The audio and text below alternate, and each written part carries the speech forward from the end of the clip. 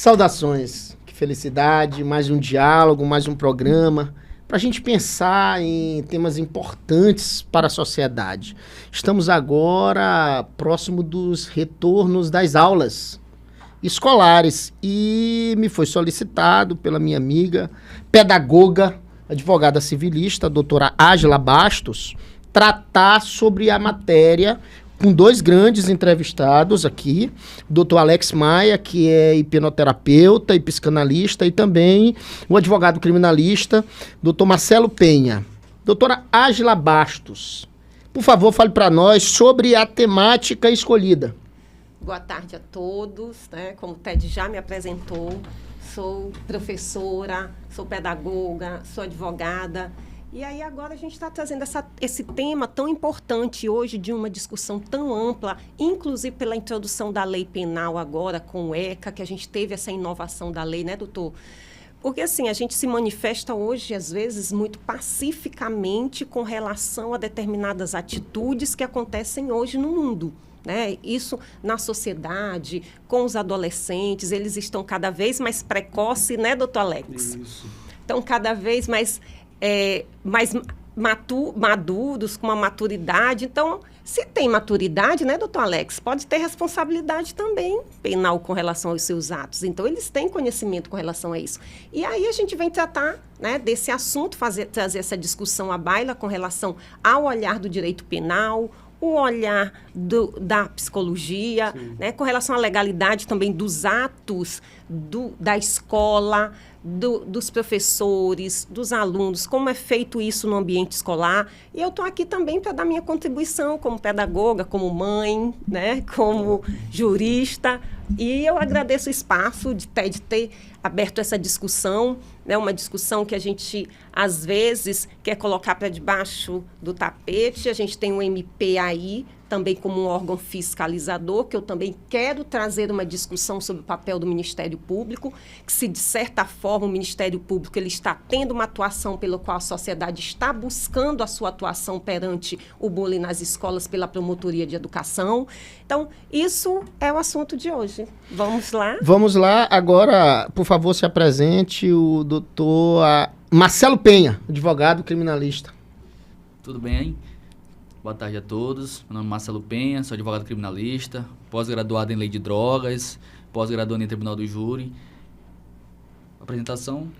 Tudo certo, doutor. Tudo certo. Doutor Alex Maia, hipnoterapeuta, psicanalista. Fale para nós um pouquinho sobre o senhor. Isso, então nós desenvolvemos um trabalho principalmente focado nas emoções, no entendimento das emoções, no aprofundamento do ser humano, de se entender, de por que as coisas começam e buscar a origem dos comportamentos, a origem das emoções, o porquê que tudo acontece. E aí, acho que a gente vai discutir, né? Tem boas pessoas, boas perspectivas para discutir sobre o bullying aqui. Doutora Ágila Bastos, por favor, inicie as discussões apresentando para nós o tema e faça logo a primeira pergunta para o doutor Marcelo Penha, para ele trazer. Vamos começar...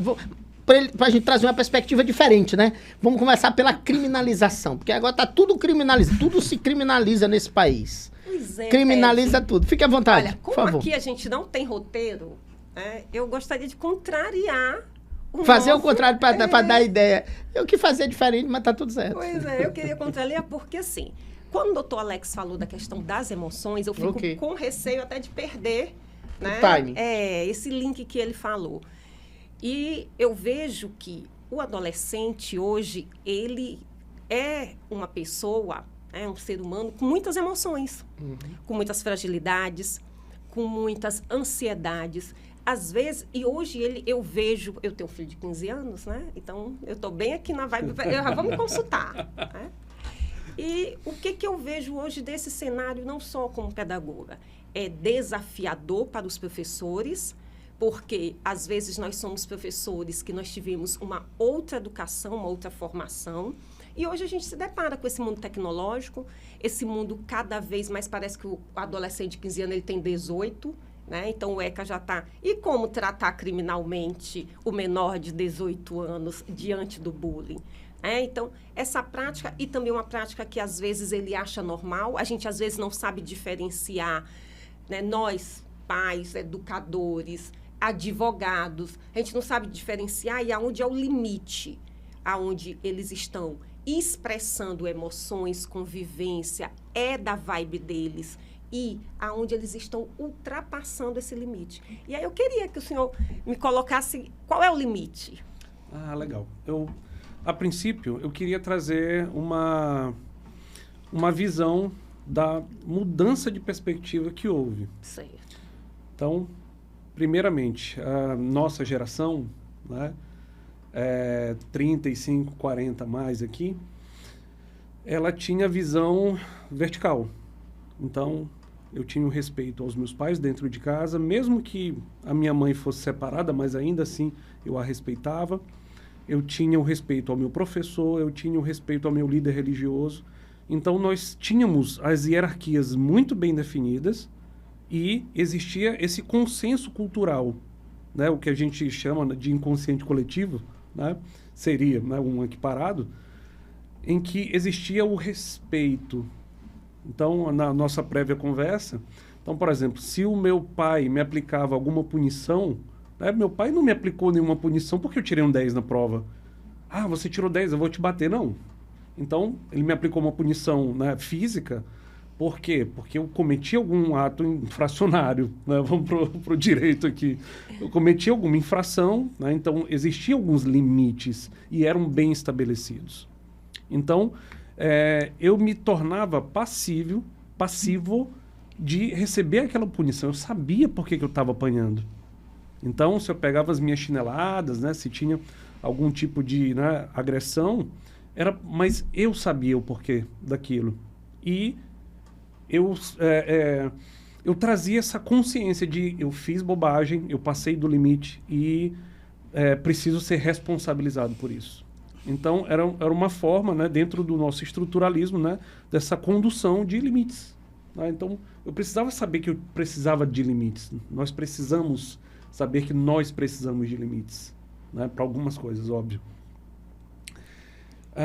Quando esse mundo começa a virar de vertical para horizontal, onde eu posso ser o que eu quiser, eu acabo perdendo um pouco essa noção dos limites.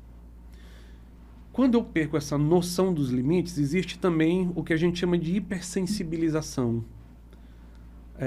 Foi-se colocado agora que não podia mais bater na criança, porque qualquer tipo de violência é agressão, né? Obviamente, existiam espancamentos, existiam situações que de verdade eram agressões físicas intensas, né? Era de verdade brutalidade, né? Não era só uma correção, tá? Então, queria deixar bem claro isso. Mas que, a partir do momento que não sou, né, também não vou me colocar a favor ou contra a palmada, tá? Então, olha só, a partir do momento que criou-se essa hipersensibilização, agora todo ser humano, como ele, né, na sua constituição, na sua estruturação, ele tem os seus mecanismos de defesa, então agora essa hipersensibilização cria um outro mecanismo de defesa ainda mais forte, né? Então, quando algo não pode me tocar, eu posso tudo, porque aquilo não pode me invadir mais. E aí começou-se, né, essas questões que foram para a escola, por exemplo, onde o bullying sempre teve muito presente, né, desde sempre, em todas as sociedades, né, de sociedades antigas, modernas e pós-modernas, elas ainda estão presentes. Só que a tratativa de como era essas sociedades e como é visto hoje é que mudou, né? Então, quando eu começo a ser hipersensível, eu posso tudo e a outra pessoa não pode nada. Então, só que todo mundo também é hipersensível porque a gente está no inconsciente. E aí, até onde vai isso? Previamente, vamos lá, vamos colocar dentro dos coleguinhas, né? Vamos lá. Então, os coleguinhas. Então, normalmente o bullying ele é deliberado, então quem faz o bullying sabe que está fazendo aquilo, né? Não é um acaso. E normalmente ele vai escolher uma vítima. né? Então, ele vai tirar alguém para palito. Não é, ele teve uma briga com outro coleguinha e daí agora ele sofreu bullying. Não, ele não acontece assim. Então, o bullying ele é recorrente, né? Sempre aquele menino com aquele menino ou aquela menina, né? E vice-versa, tá? Então, sempre eu tenho uma parte mais forte com uma parte mais fraca. Então, eu vou trazer outros aspectos, né? Esse menino, né? Quem que ele vai escolher essa vítima dele, essa vítima fraca? Ou, às vezes, de fato, massa corpórea, então ele é um menino mais franzino, menorzinho e tal, né? O desenvolvimento metabólico dele não tem o mesmo, não é equiparado. Ou, por exemplo, ele é um menino tímido, né? Ou também ele é, às vezes, psicossocialmente afetado, né? Ele tem alguma distorção de sociedade, aí ele tem algum comportamento estranho e aí ele vira massa de manobra. Então, aquele mais forte ali vai tentar, né, oprimir, né, aquele outro coleguinha. E aí, quando ele começa, né, a trazer aquilo, lembra, agora nós estamos numa sociedade que todo mundo é hipersensibilizado. Então, o coleguinha fez alguma coisa, aconteceu isso, e aí o que era só uma mini perseguição ou alguma coisa que podia se resolver ali, ele vira agora um caso de polícia, né? Então, algo que muitas vezes, né, como já acontecia há tempos atrás, né? Então, ia para briga, né? O menino brigava com a menina puxava o cabelo da outra e tal, mas depois se resolvia, né? Porque pois é. E aí, mas aquilo se resolvia porque era instituído os limites. Por exemplo, vou falar para o teu pai que aconteceu isso. Meu Deus, né? Não, cara, pelo amor de Deus, não, vamos acabar aqui. Você vai falar para meu pai, não, por favor. Por quê? Porque tinha o respeito. Então, se algo chega ao meu pai, vira muito sério. Isso, né? Hoje não. Então, hoje eu vou para a polícia. E aí... Falamos de polícia, né? Então vamos falar né? de polícia. Então, aquela agressão, aquela situação que... Agressão não necessariamente física, mas às vezes verbal, ou agora a cyberagressão, né? Sim. Ela agora vira caso de polícia. E aí, doutor Marcelo?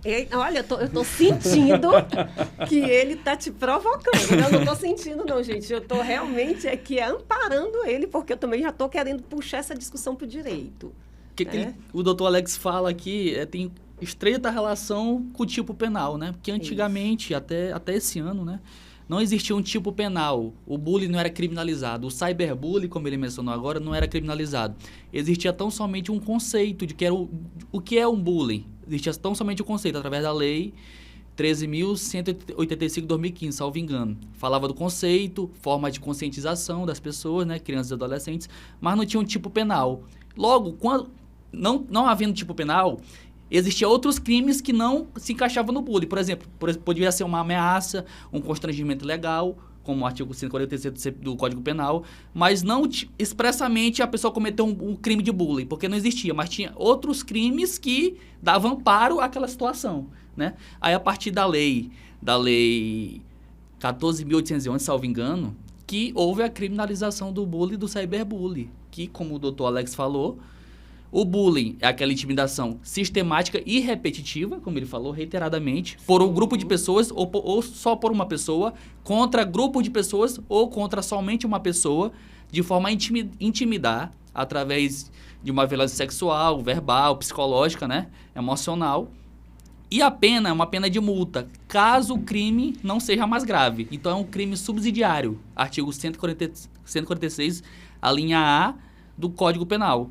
Né? Então, é um crime subsidiário. Já por cyberbullying, por abraçar um número maior de pessoas, que é em contexto de internet, rede social, que tem um número maior de pessoas que pode sofrer o bullying, tem uma pena, salvo engano, de 2 a 4 anos, se o crime não constituir no for algo mais grave. Então, atualmente, já é criminalizado. E a doutora falou que... Como é que um crime desse praticado por menores, como é o procedimento, né?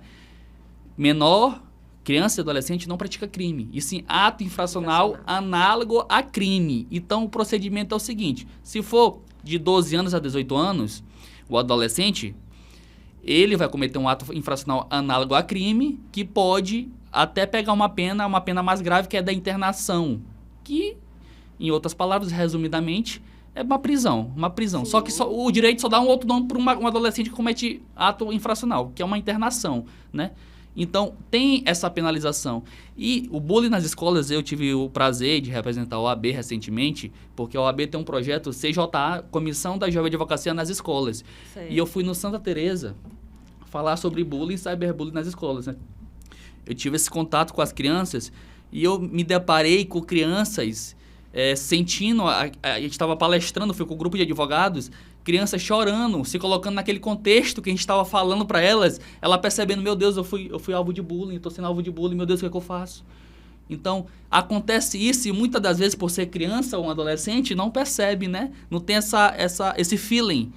Poxa, eu estou sendo agredido. Então, esse projeto da OAB e, claro, outros projetos, é importante para levar para as escolas mesmo essa conscientização e que demonstrar que quem comete isso, fala até para a pessoa que comete isso, que é crime, que ela pode ser penalizada. Então, a gente deixa bem claro. Antigamente não era crime, mas agora é criminalizado e você pode ser internado.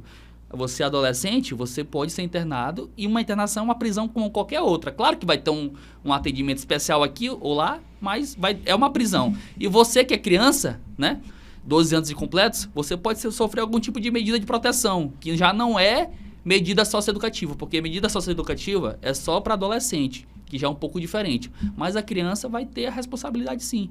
Então, esse é um tema importante, né, importantíssimo, uma pauta muito importante, que agora veio essa lei até para destacar que a liberdade de expressão, apesar de ter um direito constitucional da liberdade de expressão, não é absoluto. Então, esse tipo penal veio para dar um limite.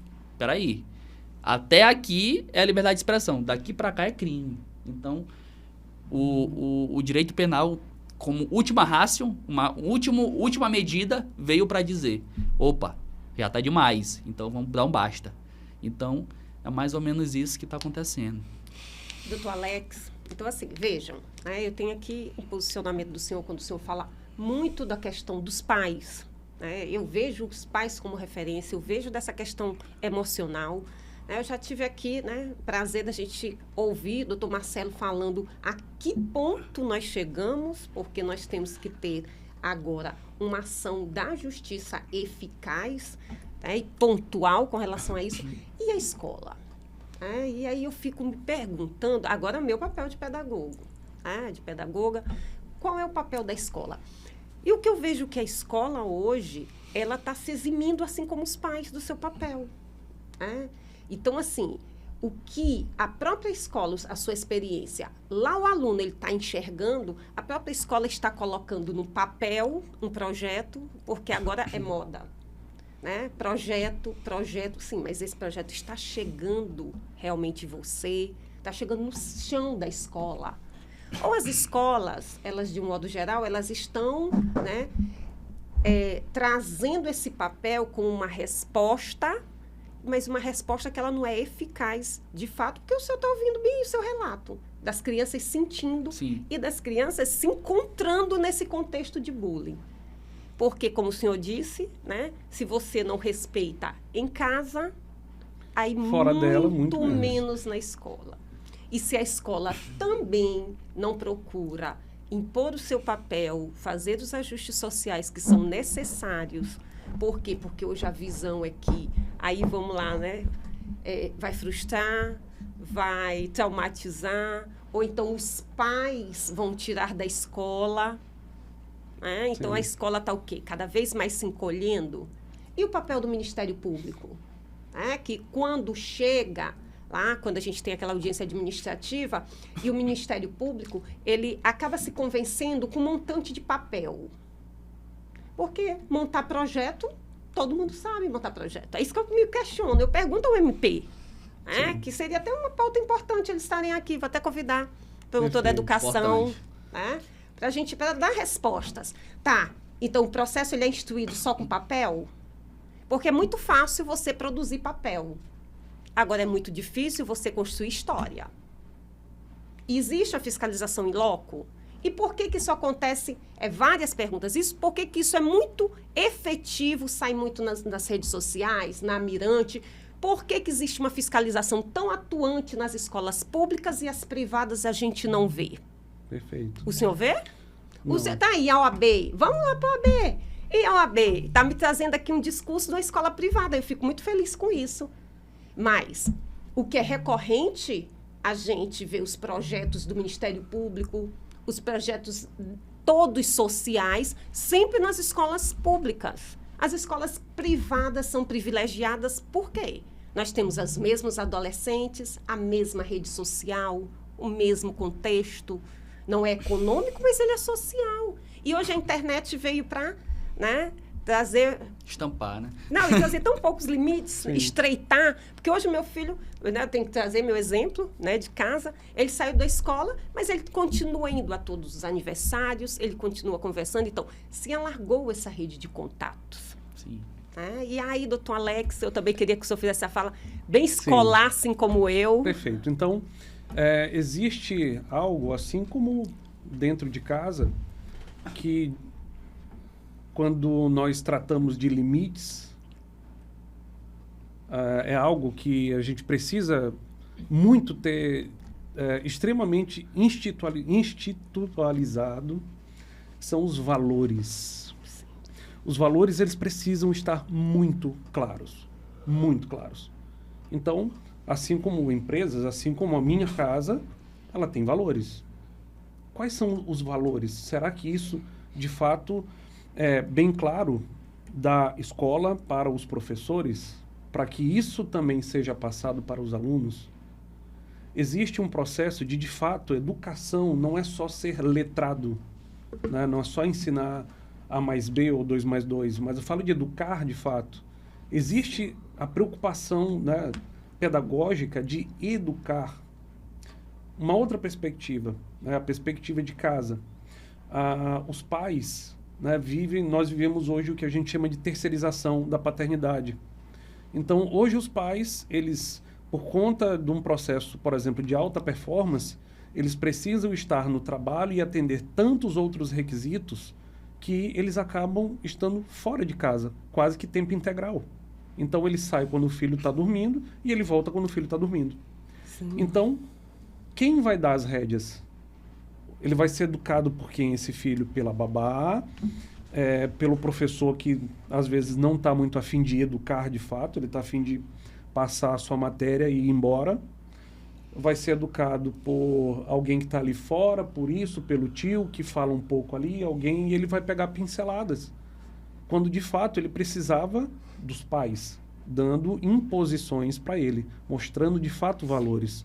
E aí, não que a escola vai substituir, né? Eu acho que escola nenhuma substitui os valores que pai e mãe passam. Nenhum. Mas a escola, ela pode se impor em deixar os valores muito claros e dizer: os alunos que estão aqui dentro, eles precisam ter esse comportamento, porque são os valores que eu carrego. Assim, por exemplo, como escolas que têm valores religiosos. Então, lá dentro se prega a religião X, Y, Z e está tudo certo, porque são os valores que são empregados. Você coloca seu filho lá se você quiser, você tem livre-arbítrio para isso. Então, a escola precisa, não só as escolas particulares, mas as escolas públicas precisam ter os seus valores definidos. Por exemplo, os diretores de escola precisam colocar para os seus professores, e isso precisa estar estampado para que os limites sejam percebidos, né? Assim como a forma de disciplinização. Como eu vou disciplinar não só os meus professores, mas os meus alunos. Óbvio, hoje em dia não vai mais se puxar, o professor não vai puxar mais a orelha do aluno. Nós tivemos isso, jogar pincel e essas coisas. Não, né? pode, não pode. Mas qual a forma de punição? E, dependendo do tipo de punição, se elencar esse tipo de punição, né, hierarquizar essa punição, e aí, se for alguma coisa muito grave, sim, o aluno deve ser expulso de lá.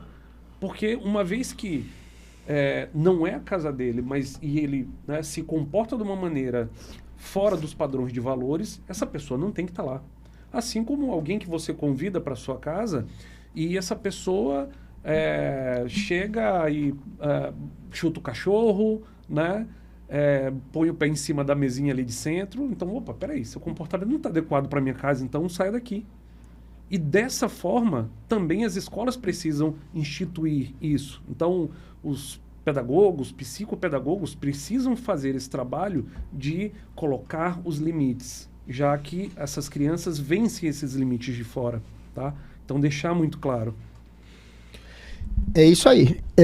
Nós estamos já quase esvaindo o nosso tempo do primeiro bloco. Ainda teremos um segundo bloco. Eu quero já deixar uma temática para o segundo bloco. Já vou provocar aqui o Dr. Alex para a gente falar. E esses alunos, Ágela Bastos, esses alunos que hoje são alunos, ou que eram, porque esse fenômeno ele estava nos falando que é um fenômeno que já tem um tempo, né? Sim. E esses alunos serão quais profissionais? Essa turma aí que não pode bullying, não pode aquilo, que tem um comportamento diferenciado, como é que eles serão no mercado de trabalho? Como é que estão eles no mercado de trabalho? É uma discussão que eu quero travar. Quero ouvir o Dr. Alex, nós já falamos na prévia sobre esse assunto ainda há pouco, mas a gente está com um tempinho já se esvaindo, eu só quero que todo mundo, então, deixe aquele abraço, aquele alô para as pessoas que estão nos acompanhando no programa Saudações na televisão, na TV Bandeirantes, agora nesse sábado, e acompanhe conosco, vá lá para o YouTube, acompanhe a segunda parte do programa para você entender mais, uma parte maior, mais extensa, que a gente vai conversar ainda sobre temas importantes sobre essa temática, mas eu quero deixar então um abraço e agradecer demais a presença dos doutores aqui, do nosso querido amigo advogado,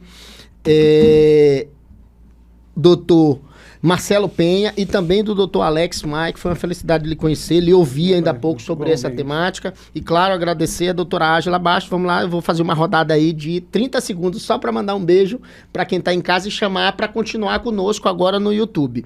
Doutor Marcelo, por favor. Primeiramente, agradecer pelo convite, participar desse podcast. É uma honra, né? Sobretudo por ser um assunto, uma temática muito importante, e que corriqueiramente acontece, seja nas escolas, ambiente de trabalho. Então, é importantíssimo. É um prazer participar. Vamos ter o segundo bloco, né? Continue acompanhando ele pela Rede Mundial de Computadores, através do programa da Rede Bandeirantes, YouTube. E é um prazer. Doutor Alex Maia, por favor. Agradeço quem já esteve aqui e peço que vamos para o segundo bloco, vai estar interessantíssimo, tem muitas coisas para conversar. Vamos para o YouTube que vai ser sensacional. Programa Saudações no YouTube. Ágela, por favor, se despeça dessa primeira fase. Eu preciso me despedir, eu tenho tanta coisa para falar. Vai mas, falar. Assim, eu queria também agradecer ao TED por abraçar, né, essa temática, e a todos, ao Dr. Alex, ao Dr. Marcelo, e ficar feliz por conta do trabalho que vem se desenvolvendo por todos aqui, por mim, por eles, né, sobre essa tratativa do bullying na escola. É isso aí. Peço para todos para irem, então, para a plataforma do YouTube, acompanhar conosco a segunda parte do programa Saudações no YouTube, e nos acompanhe também no Instagram, nas redes sociais, Instagram e Facebook, @programa Saudações. Rapidinho, já voltamos para o segundo bloco. Um abraço.